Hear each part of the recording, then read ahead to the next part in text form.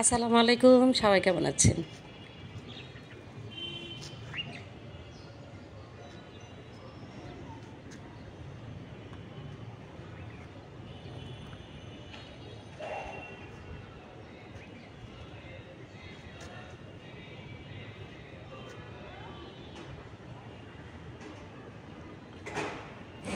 তো অনেক কাপড় শুকাতে হবে।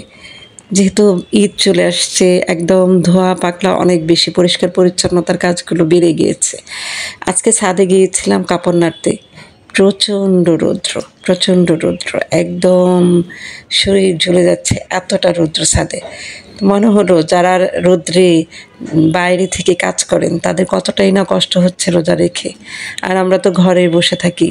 একটু হালকা রৌদ্রে গেলাম, ছাদে গেলাম, তাতে কতটা কষ্ট লাগছে। তাহলে যারা বাইরে কাজ করেন তাদের কতটা কষ্ট হচ্ছে। হে মাবুদ, সকলকে রোজা রাখার তৌফিক দান করুন, রোজা রাখাকে সহজ করে দিন।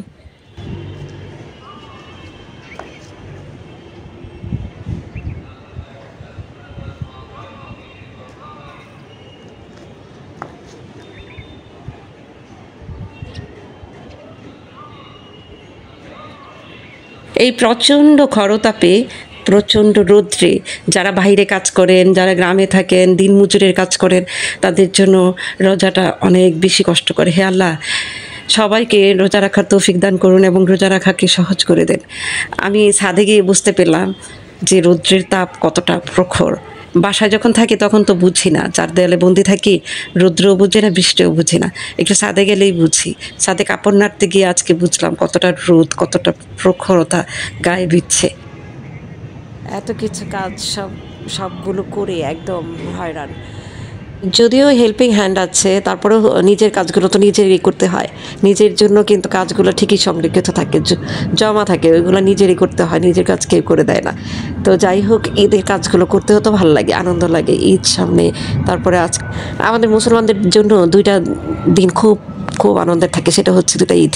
আর ঈদ আসছে সামনে, সেটা তো আরও ঈদের আনন্দে কাজ করতেও ভালো লাগে।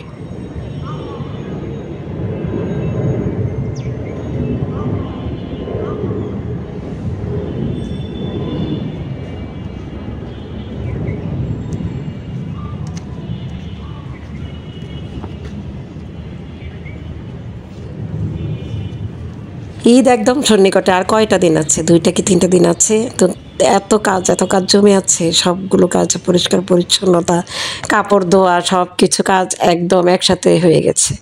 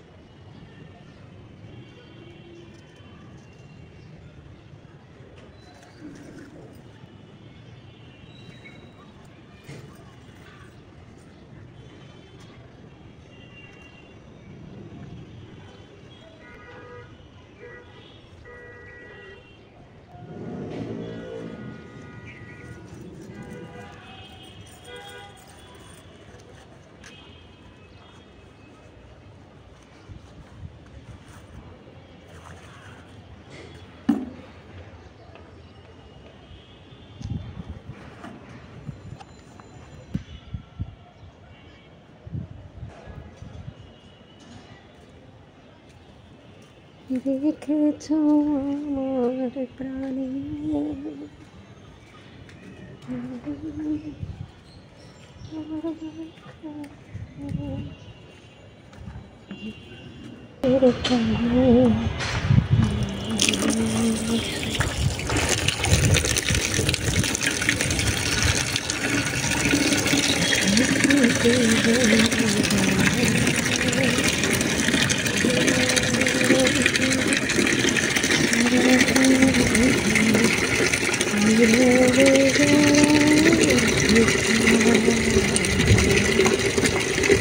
ফুলের খানে